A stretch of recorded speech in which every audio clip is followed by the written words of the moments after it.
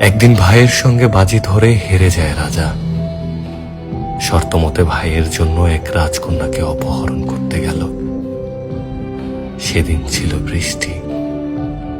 সন্ধ্যার আলো আধারি বেলায় রাজকন্যার প্রাসাদ ছিল জনশূন্য। রাজা এক কামরায় ওত পেতে থাকে রাজকন্যাকে তার কুলসিত স্পর্শে অপবিত্র করার অপেক্ষায়। কামরায় ছিল মৃদু আলোর ছটা।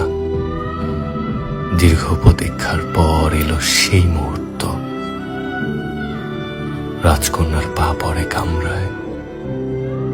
রাজাকে দেখে রাজকন্যার চোখে ফুটে ওঠে এক বিস্ময় ভীতি। কাপা স্বরে প্রশ্ন করে, কে আপনি? খালি বাড়িতে কেন ঢুকেছেন?